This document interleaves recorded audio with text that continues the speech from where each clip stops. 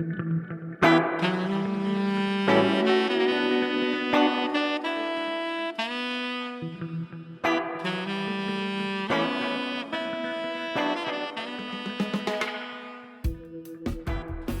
listening to the Speaking Tongues podcast. I'm your host, El Charisse. Each week, I sit down to a conversation with multilinguals where we discuss and celebrate language, life, and culture through our own perspectives. Episode 62, Speaking Caribbean Spanish.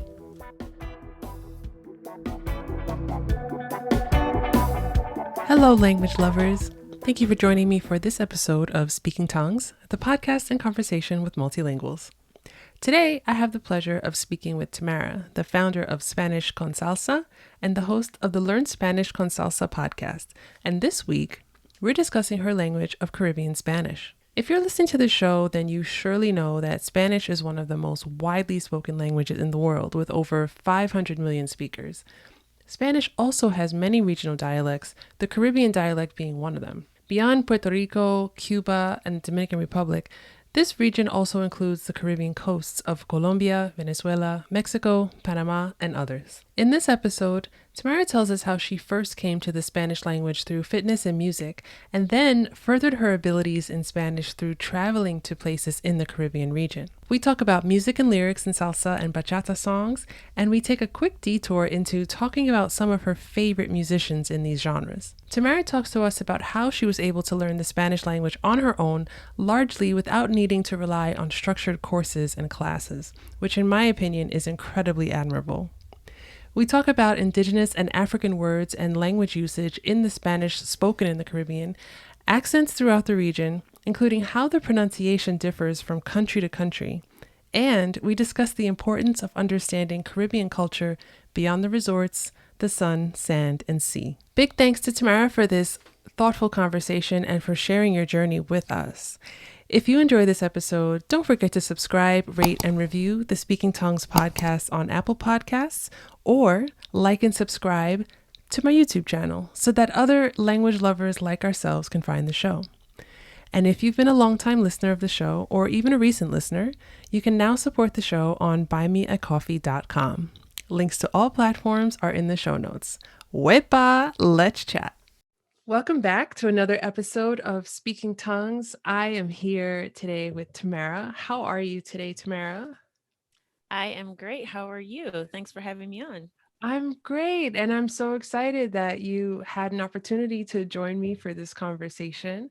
And I'm so excited to learn so much about your languages and your business and your podcast and all that good stuff. So I like to start each episode with the same question, and that is, what is your first language and which languages have you learned to speak?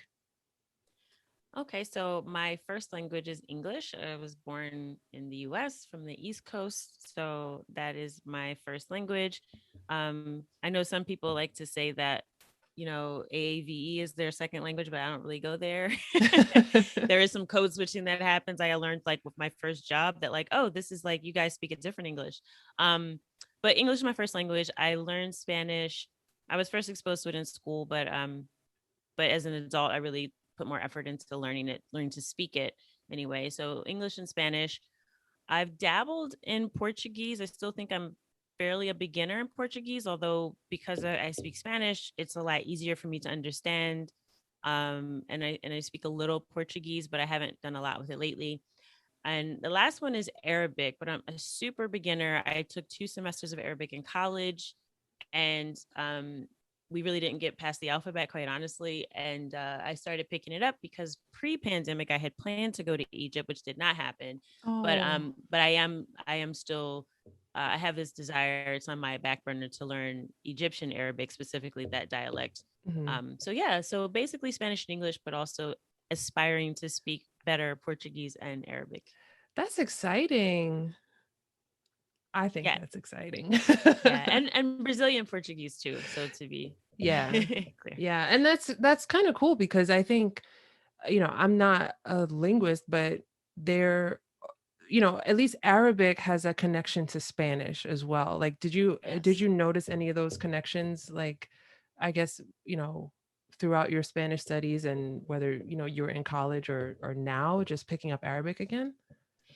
Yeah, so definitely. I mean, so my initial exposure to Arabic was actually more of a religious exposure. So I know like a lot of the prayers in Arabic, but um, I didn't know at that time that there was this like classical Arabic, right, which is like Mm, the language of the Quran, and then there's spoken Arabic, which the dialects of Arabic are so different, like Egyptian Arabic versus Gulf Arabic versus Moroccan Arabic, which is like might as well be French Arabic. It's like a whole different language. mhm, Um, that the spoken dialects are so different, and my professor for Arabic in college was Lebanese. So I didn't really pick up on the fact that learning modern standard Arabic wasn't very useful in terms of traveling and having conversations with humans. mm, So but yes, I think because of my knowledge of history, knowing that the Moors, was African sort of dynasty that migrated throughout northern Africa and actually had conquered Spain for a time,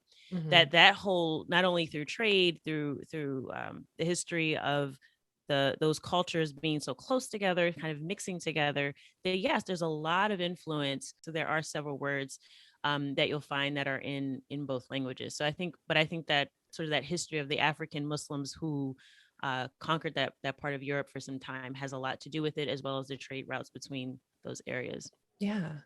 It's so interesting. Like that Yeah, whole it's region to fascinating. me, yeah, that whole region to me is really fascinating because there's so much culture, and I don't know if saying mixed up is too reductive of a description, but I think it's just like I wish we learned that like in elementary school. And like I didn't learn that until I was much older. All of those things I learned on my own. I mean, like I took Arabic in college just because I went to Howard University my first year of college, Mhm. and it was offered there. And at the time, I was a practicing Muslim, and I thought, oh, it'd be really cool to know some Arabic.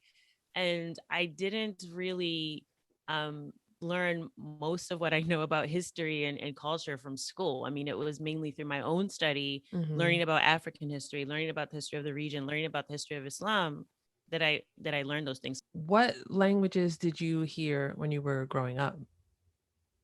Yeah, growing up, English. I mean, I didn't really have much diversity in terms of language, unless you want to count my family being from the South. So, like, we learned a very specific, specific English. Kind of being able to switch between that and like sort of what I learned in school. But yeah, primarily, in the house, it was just English growing up, and in my community as well. Really? Mhm. Okay. Yeah, that's changed a lot now. Like like I think my surrounding sort of community has become a lot diverse. But when I was growing up, it was very black and white. It was all English. I wasn't really exposed to any other languages really when I was growing up.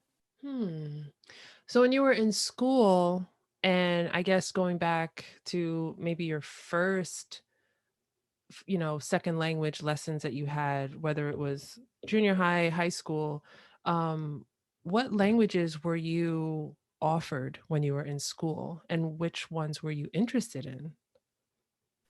So when I was coming up, they didn't teach language until middle school, right? So it wasn't until seventh grade where I was offered the option of either Spanish or French. And Oh. everyone said, I think I picked Spanish for two reasons. One, I think at the time, kind of like how people view Mandarin now, at the time it was like, well, Spanish will be more useful, right? From a practical standpoint, because there's more people that speak it that are closer. And it's also easier than French, supposedly, right? That's what people would say. Of Oh, well, course. but French has all these weird, letters, and it sounds so different. Spanish is so easy. Look at the alphabet. Like, yeah, I learned later that that wasn't the case. But yeah, that was it. And I was 12. So I mean, I didn't like have a very sophisticated decision making process. I just kind of was like, okay, I'll do Spanish. So yeah. Mhm. That's cool. And what was that like when you started learning Spanish? Were you, I guess, you only had 2 options, so was it just kinda like, "All right, this is my option," or were you like, "Oh my god, I can't wait. I'm so excited." Like, what was your, I guess, temperament around, having to learn Spanish language? I mean, at first I just thought it was kind of cool. I mean, it wasn't really something I was super interested in. I think the way it was presented was more of like I don't know. It wasn't really presented in a way like, hey, this is a language you could speak. It was almost like a cultural exploration, like, hey, learn about this culture. We'll teach you a couple words. It wasn't really like we want you to become conversational in Spanish. So that's kind of how I took it. The way it was presented is how I received it. And I do remember though, it's funny now you asked me because I haven't thought about this in a while. I think my Spanish teacher, I don't know what country she was from, but she had all of us pick Spanish names. So we all just kind of randomly picked a name in Spanish that was began with the same letter as our name. And Okay. I was Tula. That was my Spanish name in Oh. like seventh grade. It was so weird. I've never heard anyone with that name now. I don't know where she got that from. I've never met anyone with that name. But yeah, I know we all had to pick Spanish names and that's how she referred to us. And so, she was a native speaker. So I think I was fortunate in that regard that I actually did have a native Spanish speaker as a teacher, even though at the time I did not feel fortunate because it was harder to understand her. Hmm. Um, but yeah, that was really my first exposure, and I didn't really, take it too seriously. It was more of just sort of like a little interest, and I remember being pretty decent at it. But I think a lot of people have these stories of trauma of like, learning language with these mean teachers. I know I listened to the episode you had with Desta, and she said she had this like evil French teacher. I didn't have that kind of thing, but I just yeah, it was just sort of like a curiosity, but it wasn't anything that I sort of gravitated to as something special. It was just sort of like, oh, okay, this is another cool thing to learn in school kind of thing. Yeah, yeah. I think a lot of us, um, and several people that I've spoken to on this show kind of echo the same sentiment that their language study when they were in middle school was just another subject, or high school. It was just another subject. And I think that is really unfortunate that's, because I kind of felt that way too for most of my middle school, high school. Like, it's just another subject. I have to pass. If I fail, I can't go home and I'll be in big trouble if I fail this class. Um, and it makes me think about like my classmates around that time because I took Spanish in middle school. And I think one of my teachers was a native Spanish speaker. And I also struggled to understand him. But we didn't really, and I'd be curious to know what you learned because when I was in middle school, we didn't learn really anything comprehensive. We learned like numbers, colors, um, You learned the days. months, right? Because they told you Yeah, every day you would go, "Hoy es yeah, miércoles," right? Like, yeah, no, yeah. it was the ¿Cuál same for es me la too. fecha de hoy? Sí, sí, like, eso es todo, eso es todo. Yeah, like you can start a conversation like that. Like, what is the date? Like that never happens. Mhm. Yeah, no, it was the same for me. It was just like, they would again, that's why I feel like it was more of like a cultural exploration class. Like, how you learn like art, but you like survey like, generic things about art. Like I feel like that's how language has been treated traditionally in American education, which is why people don't really make the connection that this is a thing that I could speak in the real world, right? Because that's not how they teach it. Right. So yeah, no, I did. I was just like you. It was like I learned maybe like "Hola, señora, cómo está usted?" like robots, and then it was like, oh yeah, this is the day. Maybe here's how to say a vegetable or fruit, but it wasn't anything very practical at Mhm. all. So yeah, I had the same experience. When was it, or maybe what was it that took you from the middle school Spanish of like, this is an exploration, this is cool, I'm doing it, to I want to integrate Spanish into my life? That's interesting question because there's actually I don't know if there's one answer to it, but if I had to come up with like one defining moment, um, it actually was in the gym, which is going to probably sound weird, but I know at one point I was going to the gym. I hadn't ever gone to the gym in my life, and I had a friend who was trying to lose weight, and she goes, she wanted a gym buddy. I said, sure, I'll go with you, right? Mhm. I don't know anything about working out, but like, sure, I'll give it a try. So I would go and like get on the machines and like try to lift a weight. I had no idea what I was doing. And then one day I saw like this dark room in the back, and it was like the group exercise room, and I was like, okay, well, what's going on over there? It looks like fun. There's like 40 women lined up, like waiting to go in, and I hear this music coming out and I'm like, what is that? Like everyone's like really pumped about this class. And I go in, like kind of go towards the back. I'm like, okay, what's going on here? And his little tiny short, like 4'8", like instructor gets up on the Oh. stage in front. She's like so energetic. And she's like, come on. And like I found out later this was like Zumba, right? This like thing that had Mm. become this phenomenon, right? Like, Mm-hmm. and I was like in it. I was like, oh man. So I got hooked. Like I was going to Zumba every week. Like I'd be at the gym. I was one of the people in line. And I started listening to this music and I wanted to know, like, well, what is this about? And then I got like this beginner's confidence of thinking like I know how to dance now, right? Which was not true. Um, Zumba and will do that to people. yeah, like it gives you this false sense of confidence. I mean, because it was like they dimmed the light, so like you couldn't really, see how bad you were in the mirror. But Hmm. like, yeah, so like I said, you know what? I'm doing Zumba. I know this music. I'm gonna go take salsa classes. I'm gonna go dance, right? Cool. And that's when I found out I didn't know how to dance salsa, especially not with a partner. But Mm. the advantage that Zumba gave me was I knew the rhythms. I started to become familiar with the music. And so slowly I developed this sort of interest in the language because I was singing these songs and I didn't know what they meant. And I said, I know some Spanish. I should know this. And I didn't get it. I didn't understand anything. Hmm. So that combined with the fact that I started to travel, like the first time I left the country, I went to Panama and I didn't understand what was going on there. And I was like, man, this is not okay. Like I spent all this time in school, and supposedly I learned Spanish, but I don't understand anything that anyone's saying. I like this music. Like I want to learn what's going on. What do I do?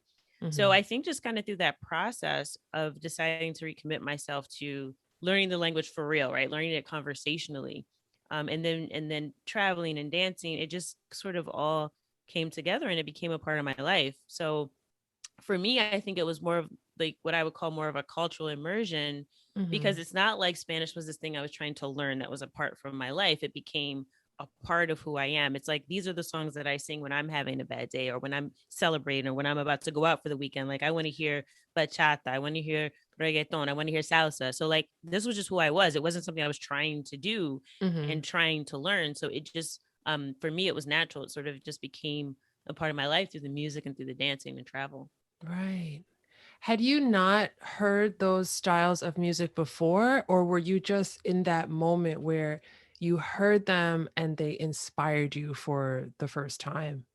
Never, never. So I where I'm from, I think, and this may be true for a lot of places in the US, probably not so much now, but definitely when I was growing up, I grew up in a very segregated area, not segregated like Jim Crow, but just that people self selected into their own groups. Mhm. So even in school, like at lunchtime, you go in the cafeteria and it was like the smart kids would be over here, the black kids would be over here, the white kids would be like it was just there was this segregation. So I didn't have that exposure to any other culture really, Mhm. except for maybe there's a Jewish community in my middle school. So that, but they kind of, was like, here's the Jewish table. Like it just, we were so separate that I just really didn't have exposure to other types of music, other types of cultures. Like growing up, all Yeah. I knew was hip hop. Like I was a hip hop head. I was like, that's all I wanted to hear. Like I didn't want to hear nothing about anything else. I started listening to maybe like jazz and stuff like that. But like, so culturally, musically, language, like I just wasn't exposed to anything outside of my little bubble in my world of like not just being, American, but also being black in America, which is like a whole subculture.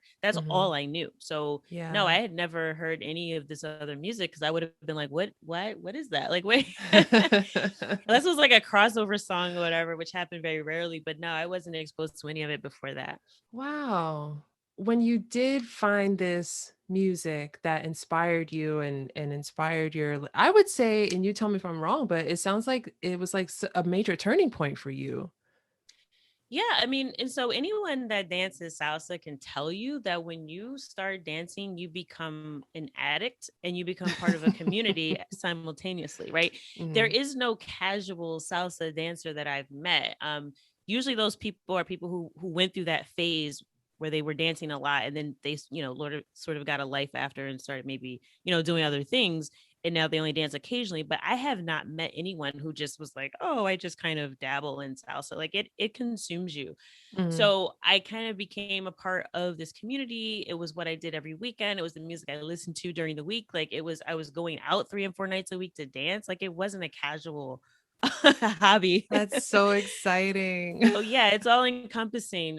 So yeah, I mean, for me, that was a real, I think, turning point in a lot of ways, just because it just became the thing I did. It wasn't Mhm. like, what are you going to do this weekend? It was like, which place are you going to go dance this weekend? Like it just, so it just kind of became sort of my social outlet, and also like my only exercise that I used to get Yeah. pre-COVID was just dancing. So it covered all those things for me. So I think they say something becomes addictive when it meets like three or more needs that you have. Like, so the need for variety, the need for also predictability, the need for stimulation, the need for socialization, like all those things are kind of built into the community and the music. So yeah, it was definitely an addictive part of my life, but a healthy addiction, I think. Yeah, absolutely. I know those salsa socials.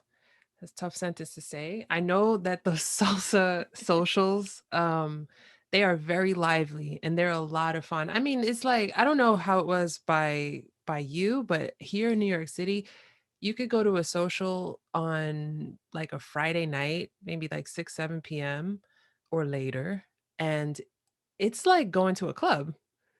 It's like Oh yeah, it's better than 100%.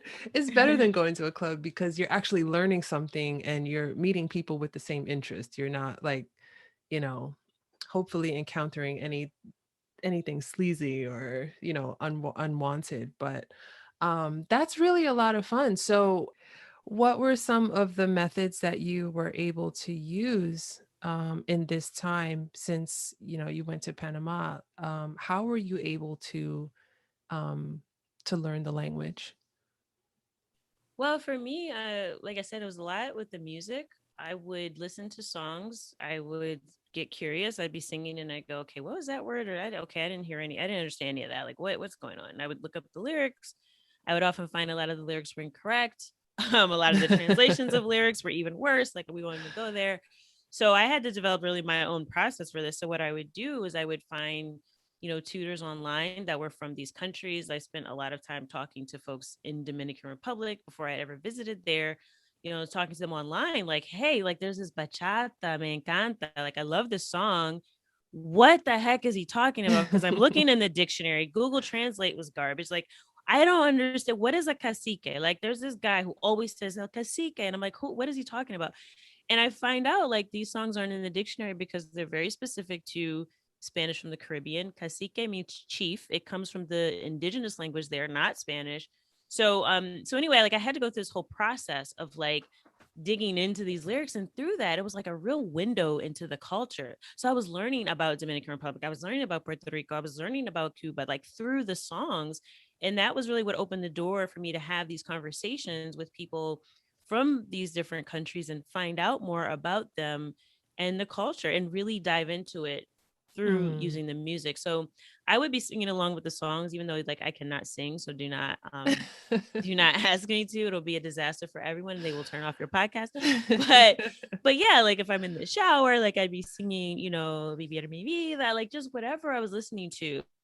And I think just through that process naturally, without me noticing, my accent actually improved quite a bit. Like Mm. people even now tell me I have a Caribbean accent, which I don't get because like I'm just trying to like speak. I'm not like trying to do a thing. Um, but I think it's because like I learned through listening to the music and singing along, and me being in the shower singing bachata and salsa. Like it's just what I did. Mhm. So that to me was what I think what kept me going through when normally language gets like boring or tedious, or you feel like you're failing because like I did have times like where I would travel and I would not understand someone and I would feel discouraged, but then like I go out dancing that night and I'm listening to a song that I know the words to and I'm having fun. So it kind of helped me get through those times where normally I would associate a negative experience with the language to having something positive to then be able to rebound to. I think was huge and just keeping me Yeah.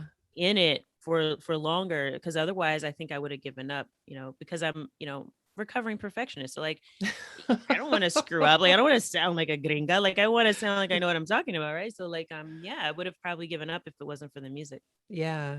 That's so cool, I think. And I really like that you pointed out how the words you were finding were very specific to one country or to one region. And I feel like I had a moment in my life where I was really into like Latin music, and I had the opposite of you because I would listen to the music and I loved it, but I got discouraged really easily because I didn't understand anything. It didn't like I feel like with you, it seems like it fueled you to like learn more and to go further. And with me, I was like, no, I'm never going to sound like I speak this language. And I just started to like listen to it to enjoy it for what it was. Um, and I really, do you have any favorite artists, singers that you maybe um, always go back to, or maybe some of the first people that you listened to that you really grew to love over time? Oh gosh, there's so many. Well, I will say I think maybe one of the differences is as to why you may have got discouraged is one because it was Caribbean Spanish that you're listening to in Latin music and no one really teaches it. So it's hard when you're trying to learn something and it sounds so different from what's taught in school and then the words aren't there. Like it was a challenge. Like I had to put Mm-hmm. effort, but because I was so in love with the music, I stuck with it because it was a part of my life. So I think that's what helped me get over that. Cause yeah, you're right. I mean, at first I felt the same way. I was like, what are they talking about? Like, but yeah, so for artists, that's the toughest question you can ask. And it's funny that you're doing this because like I think it's me getting a dose of my own medicine because I always ask this question on my podcast and no one can ever answer it because it's like the hardest question when you love music. But I will say, like just some that stick out to me. So like one of the first artists, and this is going to be like very typical, that I really started trying to dissect some of his songs was Mark Anthony, which Mm, as a salsera is like I'm like embarrassed to say because like he's not known for making the most danceable music always with like few yeah. exceptions like Vivir mi vida for example. But anyway, so for any of my salsero friends that might be listening, like forgive me. But yeah, Mark Anthony because he was so popular, but a lot of his songs were very like poetic, so it was really hard Mm-hmm. to get a grip on like what he was talking about. And then it was like, well, was it even really useful to learn like how to say, eres como un flor? Like I'm not gonna go up to someone and say you're like a flower. But but like, his songs are really popular. I would always kind of be dancing to them. So I did, learn some of his music in the beginning. I think Vivir mi vida is the one that sticks out, sort of like his biggest salsa hit, like in the past, like a couple decades. And it really meant a lot, I think, to the genre at that time as well. So Mark Anthony, particularly that song and a couple of others, Mm-hmm. like Valió la Pena is another. It's a great song to dance to and also has useful vocabulary. Um, in terms of bachata, because I kind of had this evolution where salsa was my first love, and then I found this thing called bachata, and I was like, "What is that? I like that." It was amazing. So like, I remember, I think I was homesick one weekend, and I was like trying to find something to watch, and I found this like live concert. And I never heard of this artist before. And I was like, why? How did he pack Madison Square Garden? I've never heard of this person, right? Mm. And it was Romeo Santos. Oh my And like, gosh. I just like his charisma, like I was just like, whoa, Mm-hmm. like this guy is commanding this crowd. It's like just him. Um, and so like then I kind of got into Aventura, and like I'd heard some of their songs. So I really man, there's so many Aventura, Romeo Santos songs. Like I Yeah. was obsessed with Propuesta Indecente for like 2 years. Like I had a friend told me, he's like, you have a PhD in that song. I was like, yeah. Cause like we were dancing to it one time. It was funny. Like we were out dancing and somebody came up with like another version of it and it was a little bootleg and it sounded like they tried to make it like sound more clubby. I don't know how to explain it. Mm-hmm. But I noticed immediately, I was like, this is not the right version of the song. That's like not where that beat goes. And he looked at me like, what are you talking about? And then like later he was like, oh yeah, I forgot you have a PhD in this. Raulindo Rodriguez is another one. Oh my gosh. Like bachata, but like he has so many hits. I saw him perform live and his voice sounds so good in person. You know how a lot of artists have like auto tune or whatever, like they have studio Mm-hmm. voices, right? But like Right. he has like a great voice, and seeing him perform Medicina de Amor live was like one of the most memorable things that's happened to me. But yeah, like those are ones that stand out. Of course, Celia Cruz, because Love wow, right? her. Like how can you not love Celia? Adore. But yeah, those are some of the ones I come back to. Those are the ones that are in heavy rotation when I'm like going into my classic playlist. Oh man, I love it. And I it's so funny because I don't like hold this against me, but I forget about bachata all the time. And I don't know how, because hi, I live in New York City, so I Right. hear it like everywhere. And I love it. Like it's just such a distinct rhythm. And it's really like lively, gets people going and everything. And I always forget about bachata, but then when I see people dancing, I remember this. In high school, I had a very good friend who was Dominican, and she was the person who introduced me to bachata. I was like, "What is this? Like, what are you talking about?" And she was the one who kind of helped me realize, like, this is a bachata song. This is a bachata song. This is a salsa song. So like kind of understanding that, because I didn't really know that either. She taught me how to dance bachata on the bus. on the Awesome. on the public bus coming home from school. Like, we were listening to this song and she taught me just the very basic, 1 2 3 step. And Right. it's still the one that I hold on to. I haven't My bachata has not gotten any better. But I love it, and it's like, I don't know why I always forget about it, especially because it's so distinct. But I really need to listen to more of that. Well, it's summer's coming, so it'll be around. I'll definitely hear it And like all over the place. but Um bachata has changed a lot too. Like it's become this international thing. Like it used to be this very, very specific genre that was only in Dominican Republic, that was seen as like this low class music. It wasn't really listened to by people in the middle and upper class. Until like you had a Juan Luis Guerra who came out with a song called Bachata Rosa, which is like it was like a more elegant, more romantic type of bachata. But prior to mm, that, it was like music that people listened to in the bars. Like they were people complaining about people they broke up with. So like the traditional bachata sound has a lot of guitar.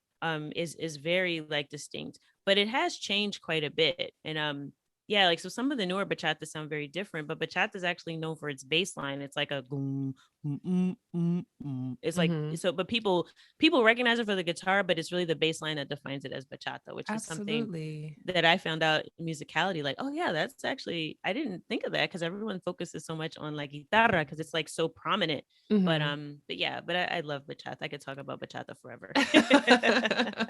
Oh, you'll never forget about it if you talk to me enough.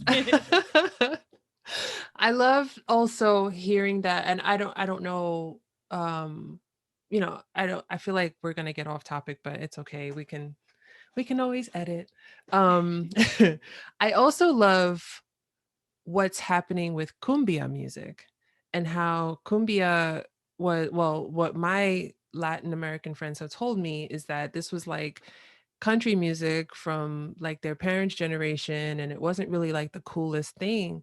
But now I hear so many songs with a cumbia rhythm, or that have been reworked to include like a cumbia bass line, so to speak. And I think it's really interesting to see, I thought of it when, as you said, that bachata is kind of evolving. It made me think of other, Latin rhythms that are, you know, becoming part of music today. And I think it's interesting. And I guess you cannot not mention like reggaeton, and how, that has become this worldwide phenomenon. And I think it's really interesting. Yeah, and I think it's also what makes music such a great sort of tool for learning language, because one of the things that people don't realize, I think, is although Spanish has like all these very specific regional varieties and differences in language and accent, the fact for the Spanish speaking world. So whereas maybe 20 years ago, someone that's from Spain wouldn't really understand like someone from Puerto Rico or Dominican Republic. Now, I mean, like a couple of years ago, I had an exchange student stay with me for the summer. She was from Spain, but she loved American culture. So she came here for a program learning English. And she had heard of Romeo Santos. Like her and her friends were like Hmm. listening to bachata in Spain. Right. Now they didn't know how to dance it. That's another story about Spaniards, but but she was listening to it. So if you like some of the words they use, the accent, some of the intonation carries with that culture around the world. So even for the Spanish speaking world, a lot of these different genres of music have made the language that people speak more popular. So even like reggaeton, that means like people are speaking like Puerto Ricans, or at least understanding them in other countries. So it really does give you sort of like a more universal view of the language as well. Yeah, definitely. At any point since you started listening to the music, and getting more interested in the music and the culture that way, what other did you take any Spanish classes? Did you have any Spanish tutors or anything to, I guess, give you a baseline of structure in the Spanish language? Or were you just strictly like learning through the music and the vocabulary and that way?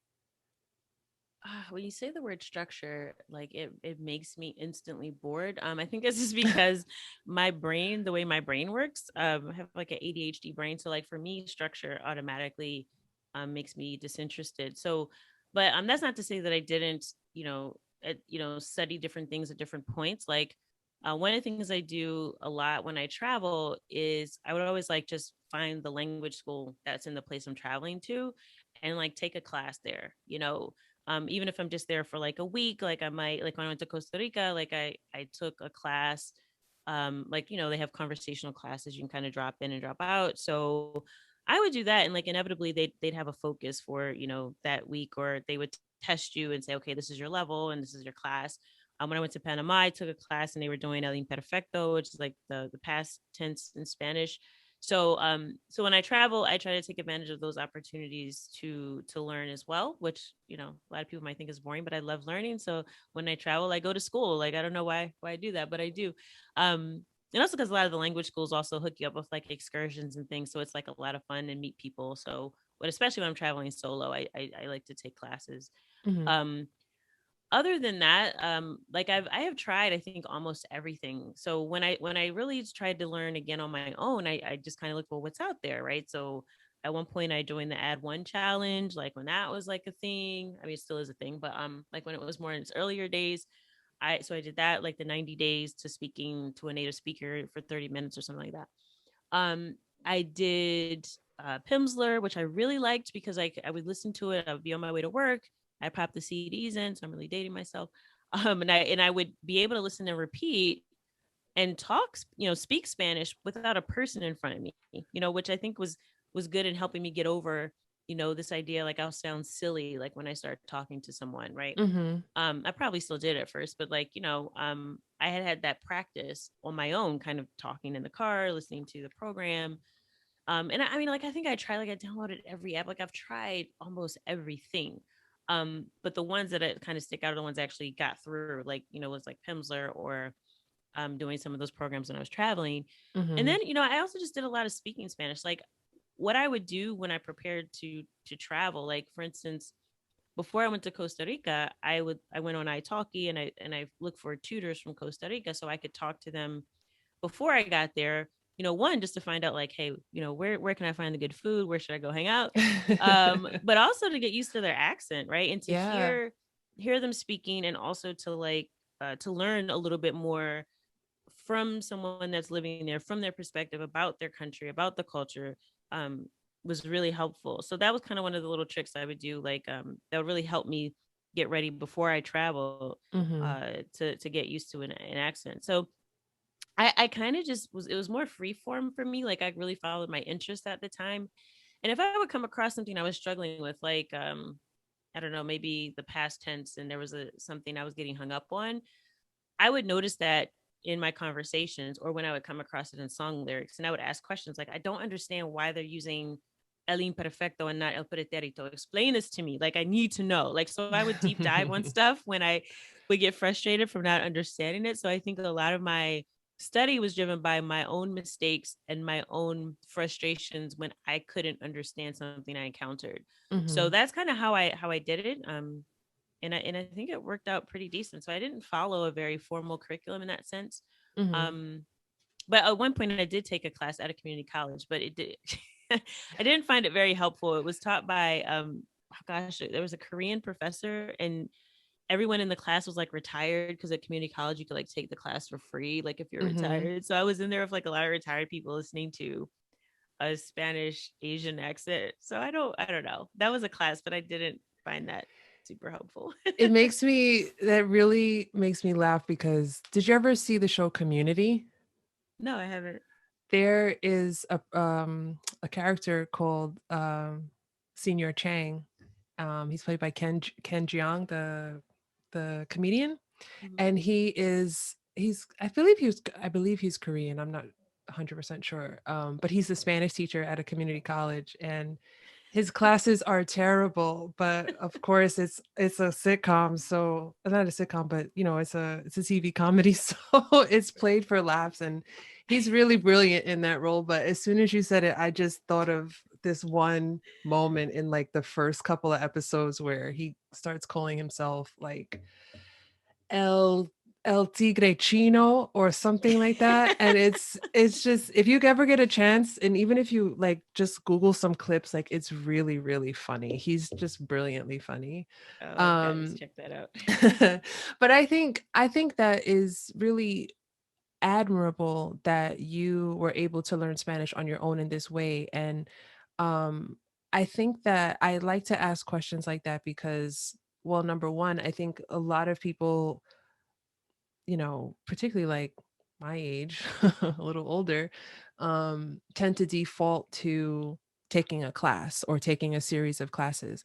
And I think it really takes someone of a strong will to understand themselves enough to know like that's not going to work for them, or that's not the best path to success for what they want. So, I hope that somebody listening to this episode, like, maybe if they're struggling with something or trying to figure something out, will realize that there are so many ways to get to where you want to go and to reaching your goals. And I think that's really cool. Um, I really don't know like how many people could could do that. And I think it's really admirable. Um, when you started learning Spanish in this way and you started becoming more familiar with the Caribbean Spanish dialects, what were some things that surprised and intrigued you as you were becoming more familiar with the region? Wow, so many things. I think the first thing that stands out to me, that the first thing I thought of when you asked that question is that, I had this assumption that, well, the Caribbean is this region. It really basically just consists of the islands, right? Like there's Cuba, there's Puerto Rico, there's Dominican Republic. Um, and they have pretty similar ways of speaking Spanish. I was surprised to find out one that the Caribbean region actually extends into South America as well. So you've got like Venezuela, Colombia, Panama, Costa Rica. They all have Caribbean coasts, and people Mm, don't really think about that because they think about the islands. But there's the Caribbean that kind of extends beyond that. So one, that it was broader than I thought, and two, that even within the Caribbean sort of region of Spanish speakers, there's a lot of variation mm, between the way the language is spoken, not just sort of, if someone lives in El Campo, like in the countryside versus in the city or in the capital, but also just between the islands themselves. And one example I always kind of tell the story. There's my favorite fruit that I encountered when I was in Puerto Rico because it was the first time I had it. And I go to this like ice cream shop and I was like, I want to try something different. So I mhm, try this flavor called parcha. And I didn't know what it was in English because we don't have that fruit in the north part of the US because it's a tropical fruit. So I just knew it as parcha. So like I go to Dominican Republic probably a year or so later, and I'm like, okay, I know what to order because like I know this flavor, I know this fruit. So I tried to order a drink and I said, parcha, and I was like at this pool bar, and it's some, I don't remember where I was, I guess at a resort or something like that. And the guy looked at me like I said, "Your mother is the worst person in the world." Like he turned around like as if I had insulted him, and I was so confused. And he looked at me and he was like, "Chinola." I was like, "What?" Now there's a carton right with the picture, so I know like the fruit is parcha, and he knew what I said because he understood it, but he was so mad. Like I guess he thought I was Puerto Rican. I don't know. But anyway, like, so I find out the same fruit. Now, Puerto Rico and Dominican Republic are not that far from each other, right? Like, mm, if you look at the map, like, there's a ferry, like, you can go, like, there's a lot of people going back and forth. So I was surprised that this fruit had a very different name. Moving on from that, I find out later when I went to Costa Rica that they called it maracuja, which is probably the word most people are familiar with. mhm, So, and it's passion fruit in English. So I kind of went on this journey, but like in doing that, I found out that like it's not just passion fruit. There's so many words and phrases that are very specific. Like in Puerto Rico, also like in orange, which like most people know as naranja in Spanish, they call it china.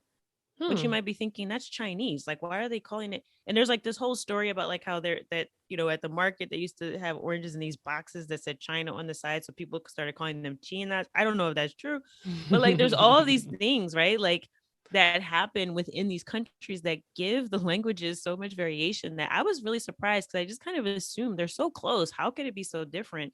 But there really are a lot of differences even within the different countries that speak Spanish that are in the Caribbean. Hmm. So as you move through this region in your travels, and you do speak Spanish, how do you feel like you have to adapt with certain words or certain mannerisms, or maybe the cadence of the way that you speak Spanish to people? Is that something that you're always monitoring? Is it something that you're always conscious of and aware of? Do you try to maybe speak differently in the Dominican Republic than you would in Panama or in Colombia? Not really. I mean, I don't put that much thought into it because I mean, when you're traveling, you've already got like a whole set of stressors and then you're just sort of in a different environment. There's like so much going on. If I was to put effort into monitoring my speech in that way, um, wow, I'd have to have a lot of mental capacity and focus and concentration that I lack. So no, I don't really try. I mean, in cases like the one I mentioned where I know that this is called one thing in this country, yeah, I have to say what they would understand. Or if there's a particular phrase that I know, right? Like if I'm in DR, I might say que lo que. I'm not going to say that in Puerto Rico because they'd be like, okay, what is this crazy Dominican girl doing here? Like, so like there are things I'm aware of in terms of word choice. But in terms of how I speak the language, my accent and intonation, like I don't vary it. And it's funny because the first time I recognized it as a potential issue was when I went to Costa Rica. So I spent a lot of time learning Spanish through music from Puerto Rico, from Cuba, from República Dominicana. I go to Costa Rica, which is in Central America. I was not on the Caribbean coast. I was Mhm. on the Pacific side, and I went, like I mentioned, I take classes when I travel, so I was taking a class there, and my professor was so sweet. She was like, Tamara, hay que pronunciar la letra S. So she was like, you have to pronounce the letter S. Like, why are you not pronouncing the S on the end of your words? Por Dios. And I was like, huh? So like it was a habit that I developed. And a lot of people that I talk to, especially when I talk to someone who's like from Colombia or somewhere like Central America, they tell me I have like a Dominican accent. Nobody from Dominican Republic says that to me. They say I have an American accent. But in general, people tell me I have like a Caribbean accent. So it's hilarious. The funniest thing I've been told is when I was in Colombia in Cartagena, this guy asked me where I was from and he was looking, I was like, Estados Unidos. He's like, okay, pero de donde es tu familia? I was like, where's your family from? I Mhm. was like, Estados Unidos. He's like, wait, hold up. He's like, but your accent is a mix of Cuban, Puerto Rican, and Dominican. And I was like, how did I manage that? Like, clearly I'm on brand, right? Because I have courses for all three languages, but it was hilarious that that was his observation of me. And he was in Cartagena, which is the Caribbean side of Colombia, right? Mhm. So I've been told that I have a Caribbean accent. I don't intentionally try to do it. It's just some I don't know, you call it good or bad habits, but they're just habits that I have. So when I was in Costa Rica and she mentioned that to me, I tried to like pronounce the S, but it doesn't always happen because like if I'm speaking quickly, like you're not going to hear the S's. They're going to drop off. So, blame salsa music for the way I speak, but like that's the most thought I give to it. But I have noticed from what other people say to me, that if someone that was talking to me was not a native speaker, they might have trouble understanding me because I have like sort of this Caribbean like flair to my accent. So Mhm. Tell us about Spanish Consulsa. What led you to starting your business and building your courses and your community?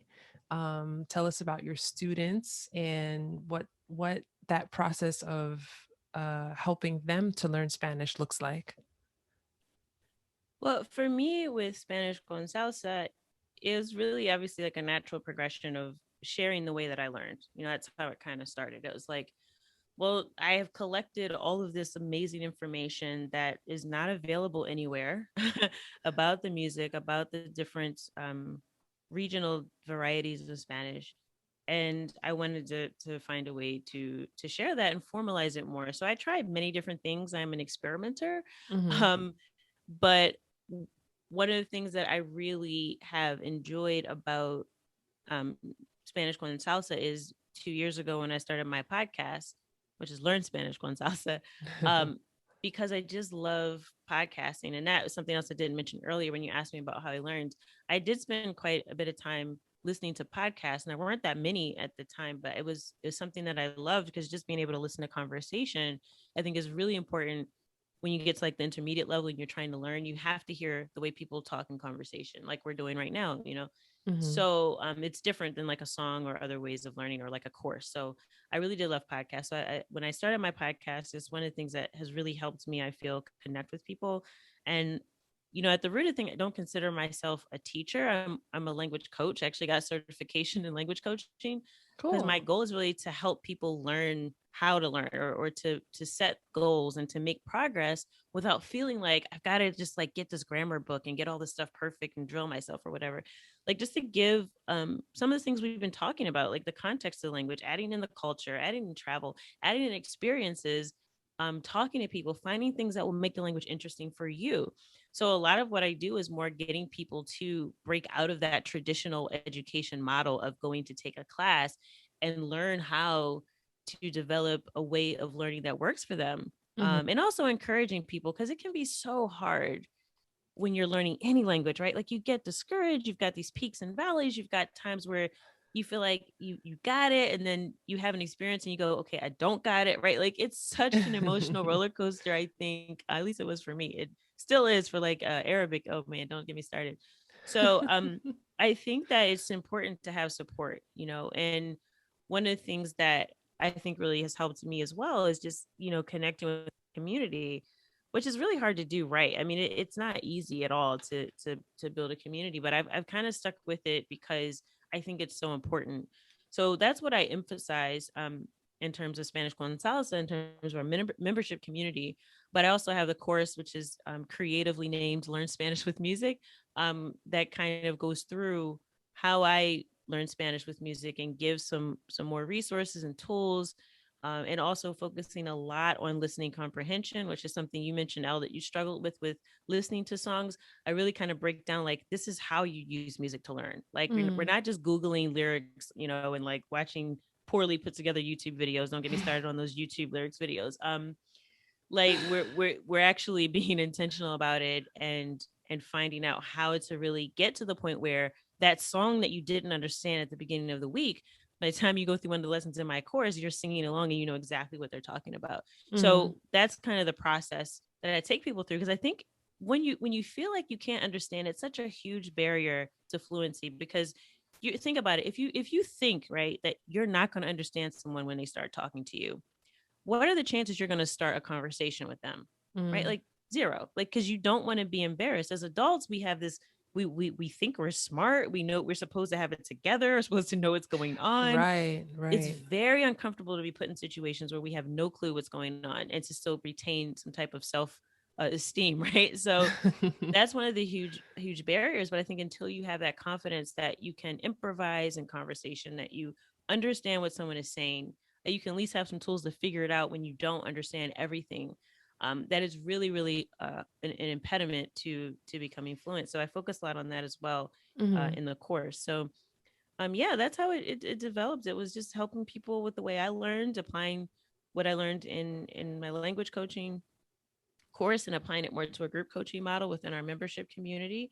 And yeah, doing the podcast is one of my favorite things to do now, because I get to talk to so many interesting people. It's kind of in English, it's in Spanish. I'm talking about music, I'm talking about travel. It's just like, it's my favorite thing. So Yeah, I really enjoy your podcast. You have such interesting guests on your show. And I really do love that, you know, your focus is on the Caribbean Spanish. Cause like you said earlier, it's not something that, people really teach you these specific words or about the culture.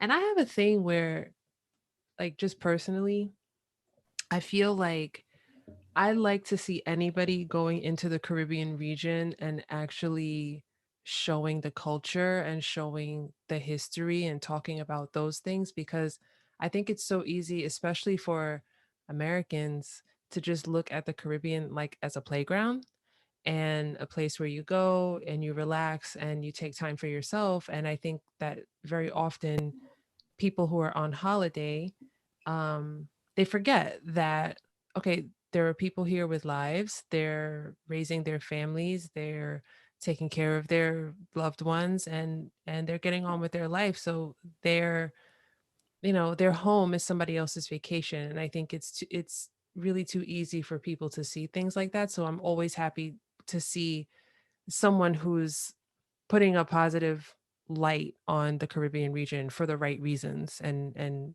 serving to educate people on what things are really like there. Yeah, I think that is so interesting because yes, people do tend to look at the Caribbean as like it's just beaches, right? And we go there for vacation. And I have to be honest, like when I started like traveling to the English speaking Caribbean, that was definitely the way I looked at it too. So before I really learned Spanish, like I mentioned, I had been to Virgin Islands. I had a roommate in college actually was from Virgin Islands, and that was kind of my first like introduction really at a more personal level to Caribbean culture instead of, like we were used to like, okay, I'll go get a beef patty from the Jamaican spot, or like you knew some people who were from Trinidad. But like, yeah, my roommate in college was from Virgin Islands and her boyfriend was from Trinidad and he was a chef. So when I tell you Ooh. I got the best roti like in the world, like when he would come over, I would say, everyone clear out of the kitchen. Dexter's making roti. Like nobody go in the kitchen. Like I don't care what you're doing here. Like not having breakfast today. We need to get the roti. Like right. so so like yeah. I mean, so I kind of had that exposure, but like I started to really begin to appreciate. I think more of people and culture and looking at it beyond like you said, just like a place to go to a beach, like, because that's my initial thought, because that's what people say about the Caribbean, like, oh, go to the beaches. But there's so much going on. There's so much rich culture. There's so much going on with the people. And when I travel, I don't like to be one of those people that just goes from the airport to the resort and ignores Mm, everything in between. me too. So, yeah, it's really important to me to highlight that because I think you're right. I think it's overlooked, and especially in the world of language learning, because I can't tell you how frustrating it is to, try to explain like things like we were talking about earlier, like, okay, this is the word for this in Puerto Rico, this is the word in Dominican Republic.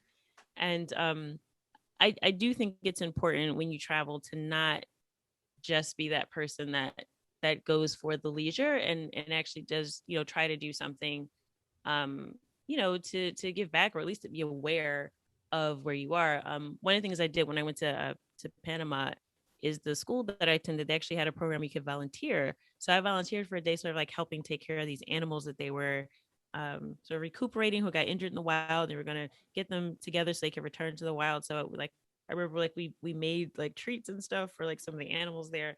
So I think Oh, it makes it such a much richer experience when you are more engaged in community in that way, I think, versus just traveling. I mean, yes, we all need vacations. I think for me, it's definitely one of the things that's enriched my experiences when I travel, knowing a little bit more about the culture, about the people, about the history, because otherwise you are just kind of skimming the surface of something that's much richer, right, that you really miss out on.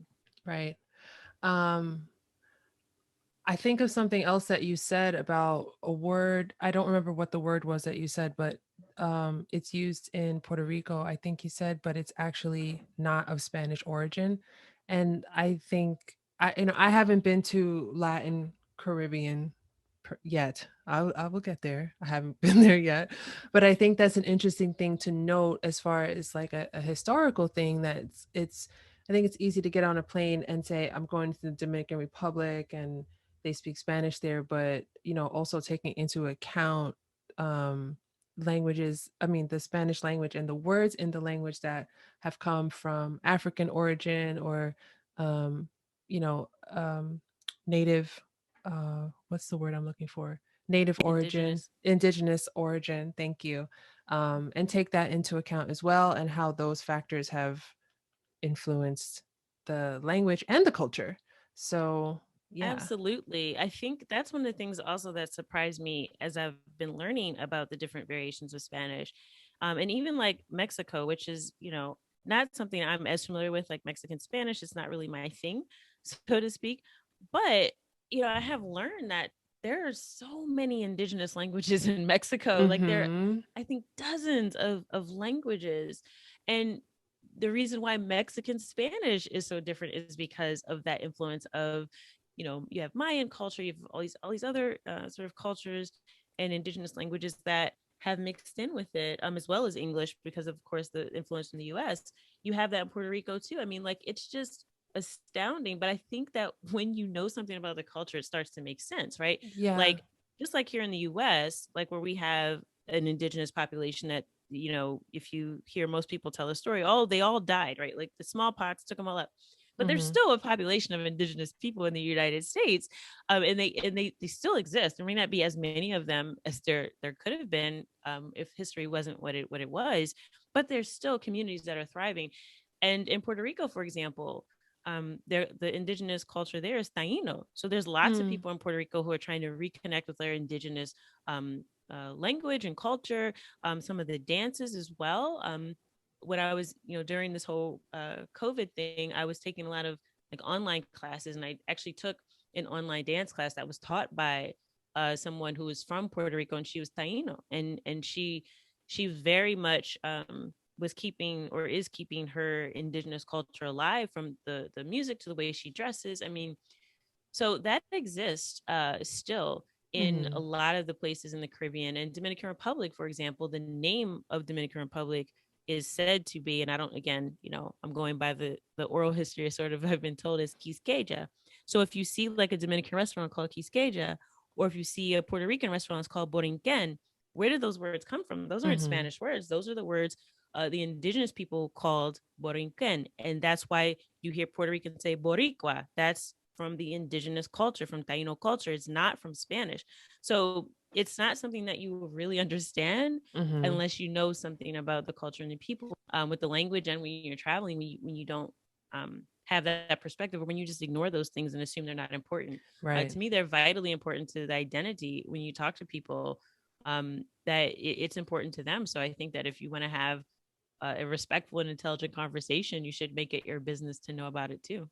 Absolutely. I could do a whole other episode on that alone because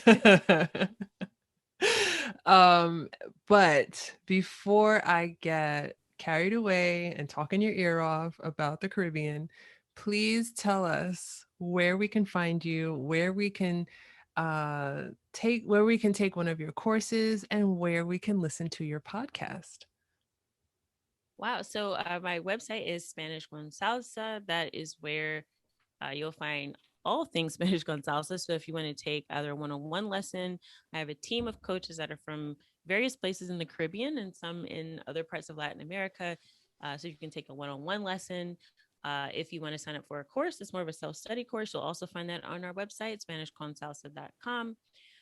If you want to listen to the podcast, just search in whatever app you're listening to this wonderful podcast right now and search for Learn Spanish con Salsa, and you will find my podcast. And the website, learnspanishconsalsa.com, also has all of our show notes, playlists of the songs I feature on the podcast, and lots of other goodies and things to do to practice your Spanish listening skills. So, yeah, so find me in all of those places.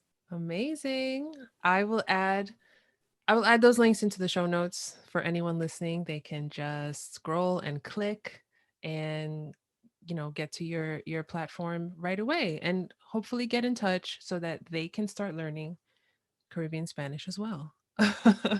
Yes, and with music, it's the most fun way to learn Spanish. So definitely check it out. Absolutely, absolutely. Tamara, thank you so much for having this conversation with me. And I feel like we talked more about culture than language, but I'm But always it's fine with important. that. Yeah. Yeah. Language is part of culture. I think that's key, right? I think what we talked about, in our conversation just emphasizes the fact that you can't just get a grammar book and figure it out, right? Like language is a subset of culture. It's part of this larger thing. And I think when as language learners we ignore that we really don't understand language as well as we think we do. So I think it's an important conversation to have. And thank you so much, Elle, for having me. I'm a big fan of your podcast too. So thanks for having me on the show. Thank you. I like to end each episode with the same question. And just to end on a fun note, a little bit of a light thing here. But do you have any jokes, swear words, tongue twisters, cool slang words, idioms, words of wisdom, or words of advice in Spanish to share? Wow, that's like such a vast uh array of options. But when you said slang, like the thing that comes to my mind, like probably one of my favorite words, I would say Dominican Spanish, but I think it's also used in like Venezuela, probably a few other places. But vaina, it's got to be the most versatile word in Caribbean Spanish because it can literally mean anything. So if you want to say like you want to refer to something but you don't know what it's called, you could sound really cool and also not have any clue what you're talking about if you just substitute the word vaina. Dame esa vaina. ¿Qué esa vaina? ¿Qué esa vaina por allí? Like you could just say like vaina and it means like anything, right? Like literally, I guess you could translate it in standard Spanish to cosa, which is literally thing. Hmm. But like, man, but you could use it to describe a situation. ¿Qué vaina está pasando por aquí? Like, what's going on over here? Like, you could just vaina is like great. Like, and it's funny because like anytime I hear it, like I just assume the person's from DR. But like like I said, other countries also use it. But I think maybe DR is more well known for it. But it's so versatile. I guess you could consider it slang. I wouldn't walk into like a business meeting and say, "¿Qué vaina está pasando?" But yeah, like it's I love that word. Like, and there's like a whole video too. It's this YouTube video of like all of the ways you can use vaina. And this guy is actually he has a chart. It's a comedy, but he has this like chart. He's trying to explain to like a group of his friends like what part of speech is it? Okay, vaina es un sustantivo. Like it's a noun, it's a verb, it's an adverb. Like it's hilarious. So yeah, I think that's one of the most versatile ones that I like is vaina. Vaina. I like that. I always love a good catch-all word. I think that they're really useful for people who are just learning because, you know, I think when we're first learning a language, we do get nervous of sounding like we stick out like a sore thumb or sounding a little Right. bit too formal. So these little words, I think that, once you gain a little bit of confidence, you can start slipping them into conversation here and there and test it out, and I think those are like confidence super boosters. Oh yeah, definitely. Knowing those like little filler words, those little things that like it's great when you know those words when people look at you like, how did you know that? Like Right. how do you know about that? How do you know about that? Like I love that. That's amazing. Thank you so much again for this conversation. I learned so much from you, and um I'm so happy that you had the time to chat. Before I let you go, don't think too hard about this, but in this situation, when we've been talking for some time, in Spanish, what would be the best way to say goodbye? There's so many ways. We've been talking for some time. Um, I mean the simplest way is to just say adios. Oh, I, nos vemos. Nos vemos. Like we'll see each other soon. Nos vemos, Tamara, and Mm, I will be talking to you soon. nos vemos. Ciao. Bye.